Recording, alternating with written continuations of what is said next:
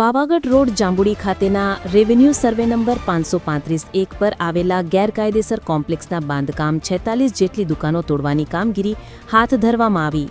પંચમહાલ જિલ્લા કલેક્ટર દ્વારા આ જમીન ઉપર ગેરકાયદેસર બાંધકામને અનુલક્ષીને આ જગ્યાને શ્રી સરકારમાં દાખલ કરી શોપિંગ કોમ્પ્લેક્સમાં આવેલી તમામ 46 દુકાનો સહિતના તમામ પાકા બાંધકામને સ્વૈચ્છિક રીતે સ્વખર્ચે દૂર કરવા માટે શોપિંગ કોમ્પ્લેક્સનું ગેરકાયદેસર રીતે બાંધકામ કરી 46 દુકાનો ઊભી કરનારા દબાણકર્તાને હુકમ કરવામાં આવ્યો હતો। તેમ છતાં પણ આ દબાણ જે તે સ્થિતિમાં યથાવત રહેવા પામ્યા હતા, જેને લઈને જિલ્લા કલેક્ટર દ્વારા હાલોલ નગરપાલિકા તંત્રને આ દબાણો હટાવવા માટેનો આદેશ આપવામાં આવતા આજે બુધવારના રોજ હાલોલ નગરપાલિકા તંત્ર આ ગેરકાયદેસર દબાણ પર ત્રાટક્યું, જેમાં હાલોલ નગરપાલિકાના ચીફ ઓફિસરની અધ્યક્ષતામાં હાલોલ નગરપાલિકાના દબાણ શાખાના કર્મચારીઓ, હાલોલ મામલતદાર કચેરીના કર્મચારીઓ સહિતની હાજરીમાં જેસીબી મશીનની મદદથી શોપિંગ કોમ્પ્લેક્સમાં આવેલી આ 46 દુકાનોના પાકા દબાણો તોડી પાડવા માટેની કામગીરી હાથ ધરવામાં આવી હતી, જેને લઈને હાલોલ નગર ખાતે ગેરકાયદેસર દબાણો ધરાવતા લોકોમાં ભય સાથે ફાફડાટ વ્યાપી જવા પામ્યો હતો। પૂરો રિપોર્ટ પંચસત્તા ન્યૂઝ।